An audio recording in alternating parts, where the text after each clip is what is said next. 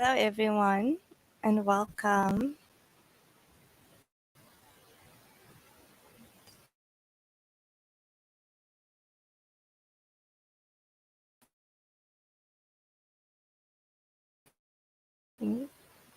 Hello, everyone. I'm Giles. She is a specialist practitioner in global citizenship education. She has set up whole school models of GCED in 2 New Zealand secondary schools and is active in the development of transformative education for global citizenship, sustainable development, and well-being. Her teaching background includes history and philosophy. She most recently held a senior leadership position at St. Cuthbert's College. Libby is a director of the New Zealand Centre of Global Studies, a non-profit organisation undertaking research and policy analysis on global affairs and New Zealand's role within that realm. Libby's approach to global citizenship is a whole organisation, philosophical and centered in responsibility. Committed to meeting local and international goals, she seeks to empower people with the knowledge and skills to think critically, act responsibly, and live well. Thank, thank you for your time, Libby. Please welcome her.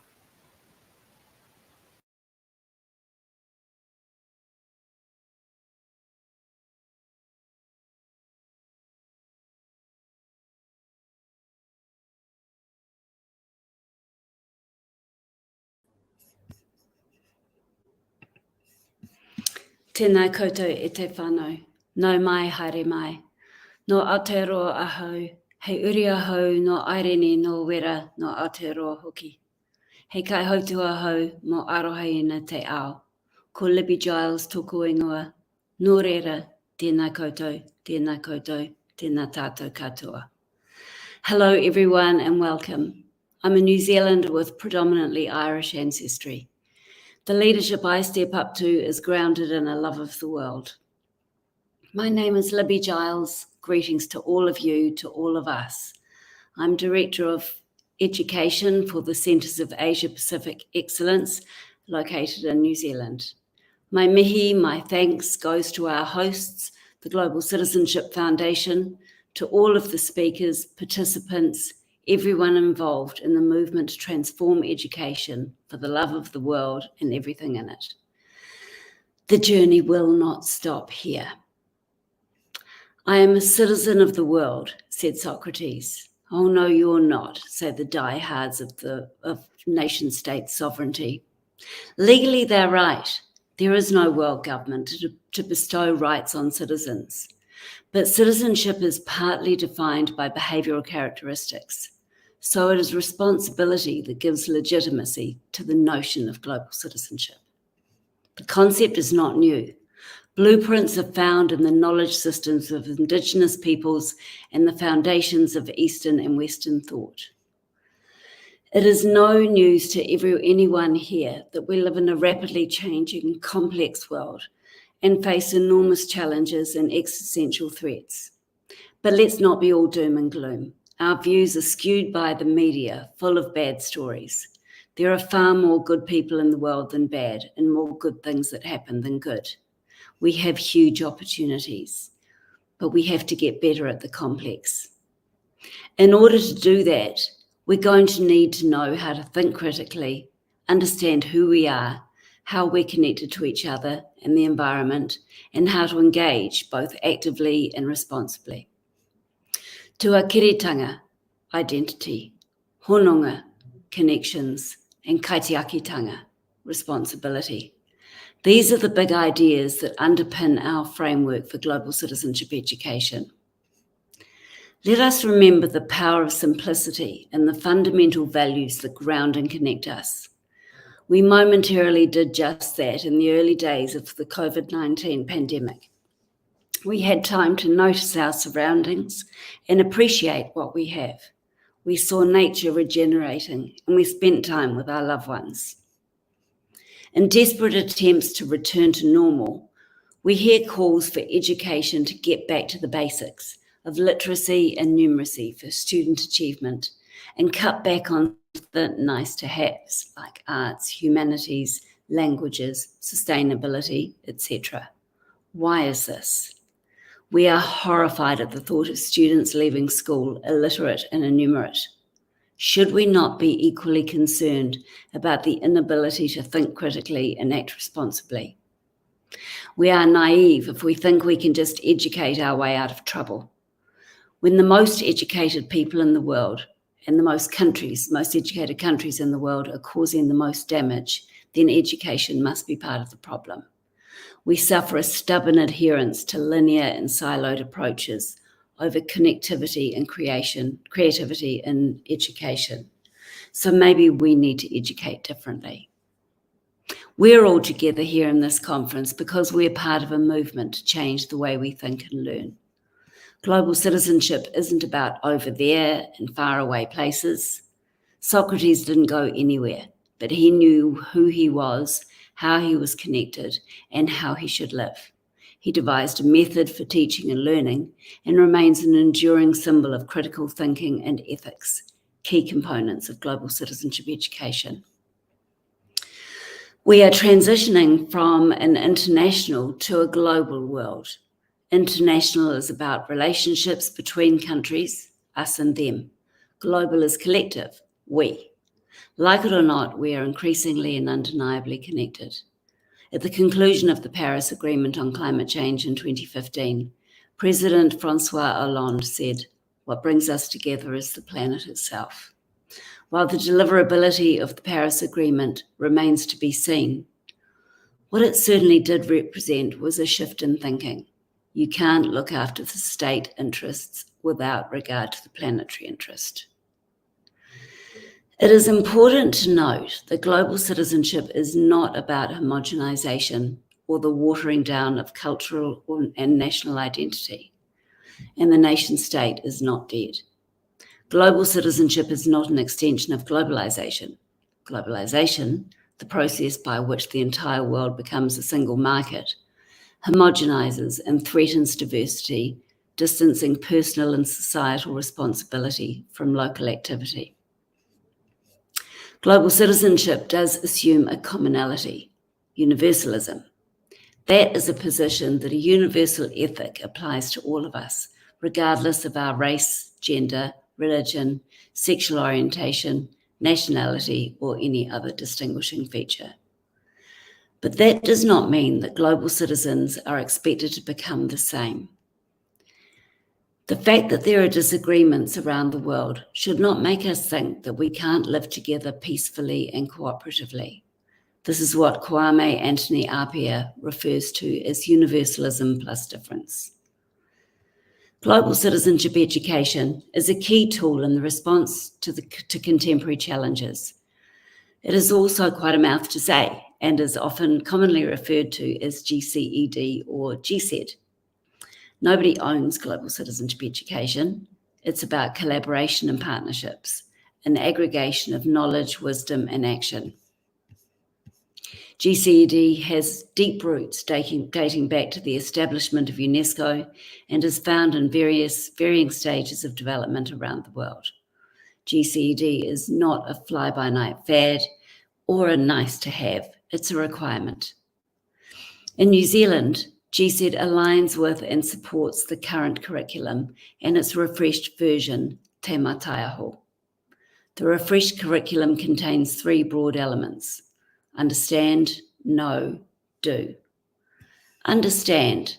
At the heart of each learning area is a unique set of big, enduring ideas that all students can relate to and are entitled to access. Know. Context enable the illumination of these big ideas and bring them to life. Do. Students develop practices that enable them to think and act as experts within each learning area and across the learning areas. For example, as an artist, a social scientist, or a storyteller. New Zealand's international education strategy is about developing global citizens with a short to medium-term priority. In international education, it is time to move beyond the commodification of people to providing rich learning and engaging experiences for both international and domestic students. Global Citizenship Education honours the principles of the founding document of our bicultural nation, Te Tiriti o Waitangi. This treaty provides the vision and mandate for New Zealand citizens to exercise their mutual responsibilities to each other. Knowing who we are, where we come from, and what makes us unique as a country will enable a more confident and international outlook that extends within our and beyond our Pacific locality to the global opportunities offered across the world. GCED delivers on international obligations, including the United Nations Sustainable Development Goals, especially Target 4.7, and most recently, UNESCO's revised 1974 recommendation, agreed by member states on the 20th of November, when Ministers of Education collectively voiced their commitment to UNESCO's revised 1974 recommendation on education for peace and human rights, international understanding, cooperation, fundamental freedoms, global citizenship, and sustainable development. This lands at the midpoint review of the SDGs, which is not looking too good. Target 4.7 is very specific, and this recommendation provides a pathway to achieving that target and other goals by 2030. But it is up to all of us at local, regional, and international levels to implement this recommendation now. The Centres of Asia Pacific Excellence support the implementation of GCED through the growing Global Citizenship Education in Aotearoa, New Zealand initiative. We have developed a framework that is aligned to and supports the curriculum, underpinned by the three big ideas that I mentioned earlier: tuakiritanga, identity; hononga, connections; and kaitiakitanga, responsibility. Using this framework as the touchstones, we are able to support schools and organisations to develop their own model of global citizenship education that will align to their own values and will endure. In September, In September, we hosted a 3-day forum, Step Up to the World, to Mai ki te ao. The majority of participants were from schools and universities, with strong representation from across sectors, including government, civil society, international organisations, business and youth. We heard from philosophers, politicians, artists, economists, scientists, business leaders and activists. We invited people to step up to the world, and they really did.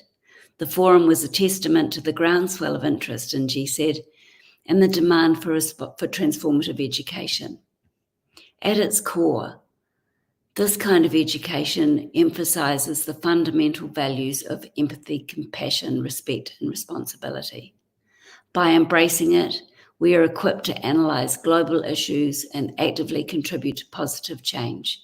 It encourages us to think beyond borders and work collaboratively. GCED empowers young people to become agents of change with their communities by focusing on the basics of active citizenship, by developing their own sense of identity, who they are, where they have come from, and the ground they stand on. A healthy sense of self fosters community engagement and enables us to address local challenges and promotes positive transformation. It allows us to engage in the world with confidence and gives us the agency to effect meaningful change. There isn't an academic discipline or area of life that this doesn't touch. GCED aligns with all learning areas. Across the learning areas, we interpret and communicate ideas from texts, explore what it means to be a New Zealander or a citizen of the world through literature, explore how languages link people locally and globally and play a role in shaping of the world, explore what it means in different cultures and societies for something to be a work of art, and whether these ideas are personal or social, challenge social expectations to help students develop personal identity, empathy, and a sense of self-worth, model relationships found in the physical world and apply them to global issues, for example, pandemics, climate change, understand different ways of knowing and Indigenous knowledge systems, explore ways science can be viewed as the root cause and solutions to sustainability issues: plastic bags, nuclear fission, vaccines, and so on. Critically explore concepts such as culture, citizenship, identity, continuity. Explore ethical issues in technology. Even when we know we can do things, how do we know if we should do them? Can we say no to new technologies? Whether engaging in education, business, civil society, politics, or just plain life, global citizenship education equips us with the essential tools needed to navigate the challenges and opportunities of the 21st century. We have a crisis in labour force availability and skills necessary for meaningful, productive, respective, and trusted relationships. Global citizenship education isn't just for schools, it's for lifelong learning. The development of GCED provides a timely reminder to return to the basics of being decent human beings and taking values-based education seriously. It offers a framework that nurtures responsibility and empathy. This is how we can shape a brighter, safer, more equitable, peaceful, and sustainable future. The movement for global citizenship education is a transformative approach that encourages individuals to understand who they are, develop a holistic understanding of the world, respect diversity, act ethically, promote sustainable development, and participate actively in local and global communities. By embracing this, we equip people with critical thinking skills, knowledge, and wisdom to analyse global issues. GCED empowers individuals to become those agents of change in their communities. In our digitally driven society, where in-person meetings often take a backseat to virtual interactions, like we're doing now, GCED reminds us of the significance of human connection. It emphasises the importance of face-to-face communication. Dialogue and understanding each other is the foundation for building trust and resolving conflicts. By getting back to the basics of interpersonal skills and connections, GCED enhances our ability to engage profitably and bridge divides. So, sustainable development lies at the heart of global citizenship education as we grapple with pressing ecological challenges, most notably climate change. It's vital that we reconnect with the basics of environmental guardianship. It encourages individuals to appreciate their role as caretakers of the planet and promotes sustainable practices and responsible consumption, waste reduction, and so on. By embracing simplicity in our daily lives, we can minimise our impact and contribute to a healthier planet for future generations. Technology might well save us all, but if we forge ahead without looking through an ethical lens at our peril. The impacts of generative AI roll out in real time. When it all seems too hard, getting back to the basics with GCED offers a refreshing perspective on how we can create a better future by emphasising empathy, responsibility, environmental stewardship, community engagement, and so on. As we embrace simplicity and rediscover the power of basic values, we can be at ease with our identities, connections, and responsibility. We can collectively build a more inclusive, equitable, peaceful, sustainable, and compassionate world. Goal 17 is partnerships. The Global Citizenship Foundation is founded on partnerships, and many new partnerships will have and will form here at this conference. Let us keep what we know really matters in sight as we move forward together to transform education.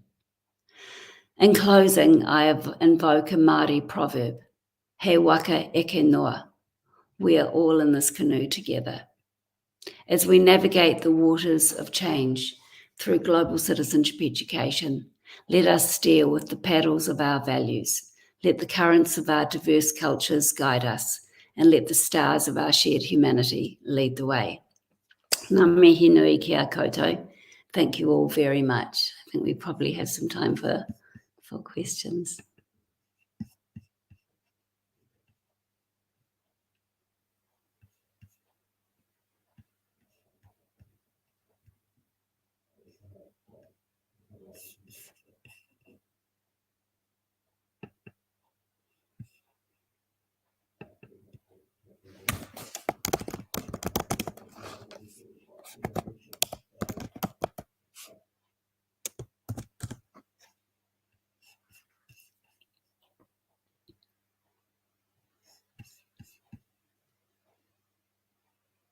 Thank you, Jacqueline.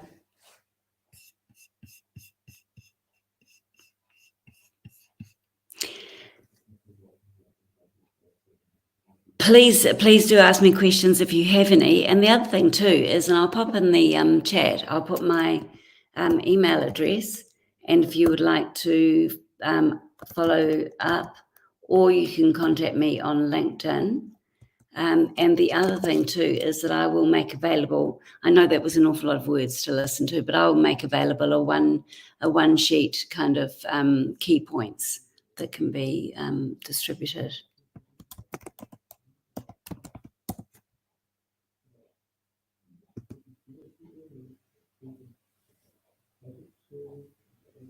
No questions?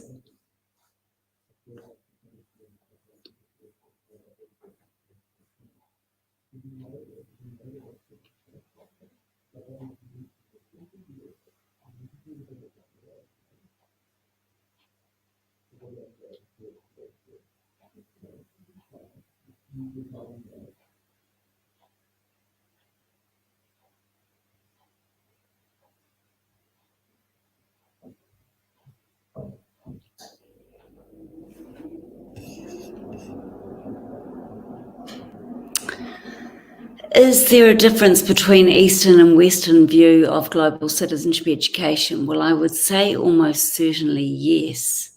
And I think I'm always loath to speak kind of on behalf of anyone, you know. But I think what I kind of like to do is talk about the commonalities.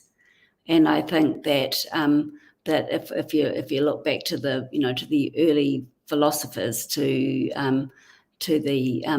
the ancient Greeks, and say to Confucius, then you see some really, really strong commonalities, and I think that's reflected in that sort of that universalism idea, or the cosmopolitan idea. So I think it's that that idea of universalism plus difference really resonates with me, because it seems to me that the core differences, the core values tend to be the same, and that if you map it out in a Venn diagram or something like that, and that the differences tend to kind of be around those, and the differences of the kind of the richness that we have to learn from each other. And just because some of those things might be disagreements or opposite views doesn't mean that we can't learn to get on together. I think that's really the point, is that global citizenship it's not about trying to sort of even it all out or make us the same, but actually recognise our commonalities, but also recognise our wonderful differences and learn to live together well. I don't know if that helps to explain that at all.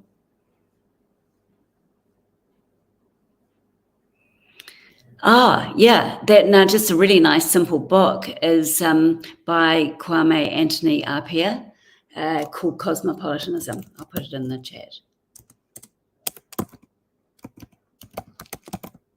It's a nice short read. And there'll be plenty more, and some of the ancient texts would work too. But I think this is a really accessible text.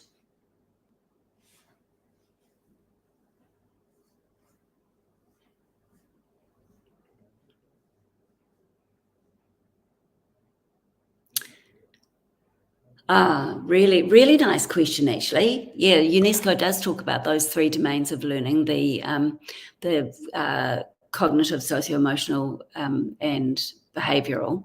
And I really like your bringing the spiritual domain in there. And I think it's not explicitly in there. It's not in there at all. But I think what we're what we are tapping into here, for me anyway, absolutely, is that global citizenship education really is holistic. I also am I'm very keen on the integration of sort of philosophical inquiry here, because I think philosophy specialises in the skills that are required for global citizenship. And I mentioned in my talk the ways of knowing, when we look at Indigenous ways of knowing, for example, and when we recognise other ways of knowing, that we don't only know things because we sense them with our senses, or we use our logic, or we've seen empirical evidence. There are other ways of knowing, like intuition and faith and imagination and so on. So it's not clear in the UNESCO 3 domains, but I don't think that UNESCO would claim that sort of those 3 domains are the be all and end all of global citizenship education either.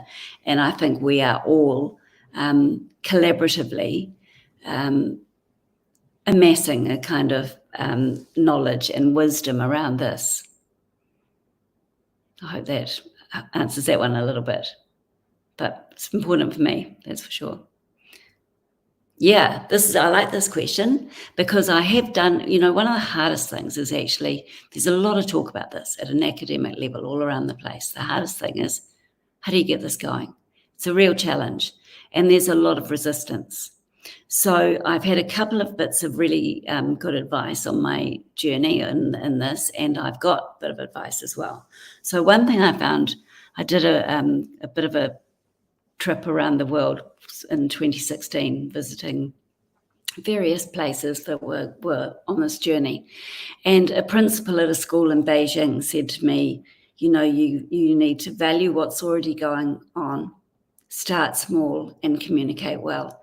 And that's always really stuck with me. Teachers don't like being sort of told that they've got to do something new. I think you need to assure teachers, you need to recognise how busy teachers are, and you need to value the stuff that they already do. And a lot of the parts of global citizenship education will be existing in most schools. So it's a matter of kind of drawing those threads together. So it's really important.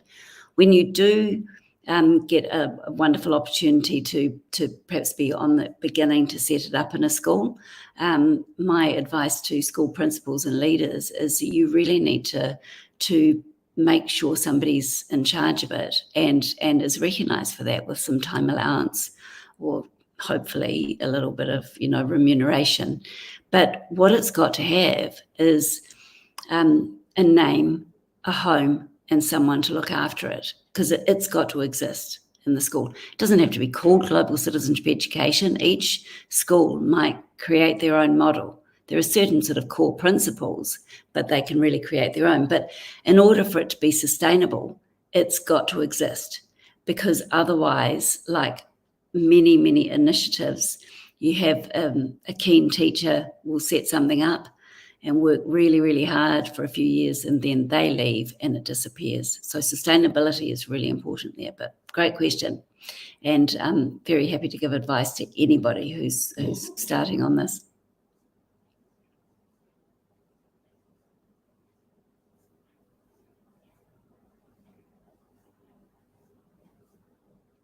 We're just wrapping up now, so 1 minute to go.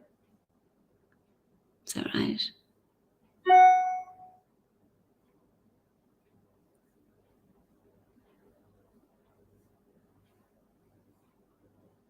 Jordan, is that it now? Okay, so once again, everybody, ngā mihi nui kia koutou. Thank you, everyone, and I feel honoured to be here. Thank you.